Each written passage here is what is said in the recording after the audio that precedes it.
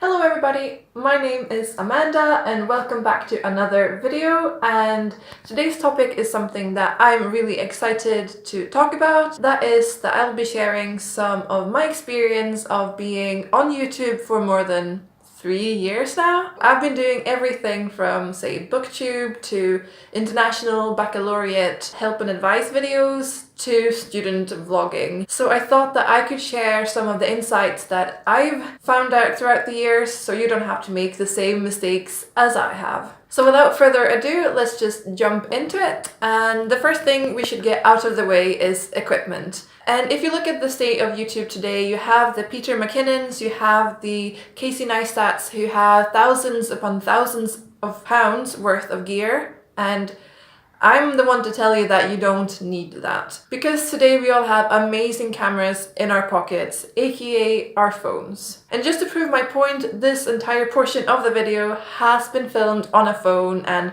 the quality is not as good as my main vlogging camera maybe, which is a Canon G7X. But for someone who doesn't know if they want to commit to becoming a student vlogger, then starting out with a camera with this quality is just as good as anything. So yeah, the only real benefit of having a camera like this one, the G7X Canon for instance, is that it is a bit stronger in a lower light situation, like now when it's really gloomy and rainy out, and it has a screen up here where I can see myself, which is very helpful, but so not necessary. But with equipment out of the way, I thought that I would share a bit more of my thoughts on some prep work and some things that you should think through before you start your YouTube channel. And the first one is you need to figure out what is going to be your thing. What will set you apart from all the other channels on YouTube. You don't have to come up with this unique concept of a student vlog because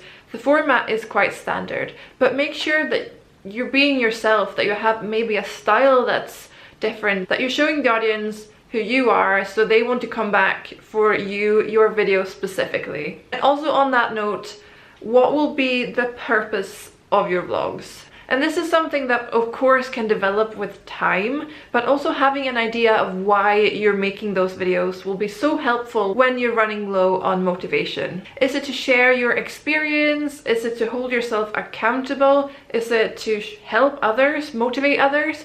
I feel like all of those are valid reasons, but you just need to find what for yourself matters the most. So with the prep work out of the way, I want to touch briefly upon a few logistics, and that is then how you balance your vlogging with your studying. And that can be quite a tricky thing, and it's something that I struggle with myself from time to time. But basically, my tip is that if you aim to be a student vlogger, just bring your camera with you everywhere. Make sure that you find a way to integrate it into your daily routine.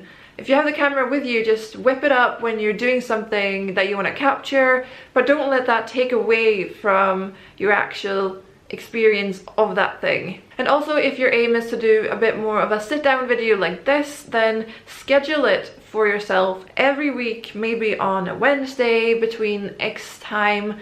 That is your filming time. And just like any other job, you're busy then, so you can't book it up for anything else. I feel at least that those two things are what has worked out for me so far. So then I just want to sort of end upon a few final tips and tricks that I think are very important.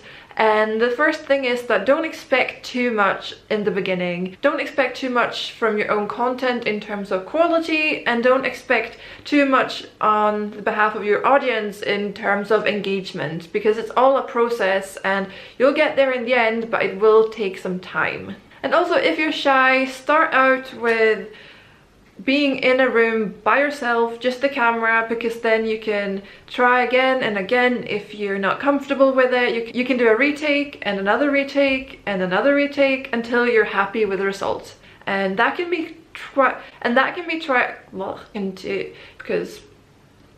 and if you're out and about filming, which I think is quite, like, I'm still not really comfortable with it, I recommend bringing a friend, because it makes it 1,000 times easier to deal with the awkwardness of it all, in my opinion. And the final thing is, of course, just have fun with it. Don't look too much at the numbers, and just do something that you are proud of, that you are enjoying. And if you just take one thing from this video, is that make videos that yourself would like to watch. Because if you upload content that you wouldn't watch yourself, then it's quite unlikely that there are a lot of other people that would. So that was pretty much all that I had to share for now, and I really hope that you found this video helpful, and if you did, please give it a big thumbs up. Don't forget to subscribe if you haven't done so already, and I shall see all of you guys in another video, so stay tuned.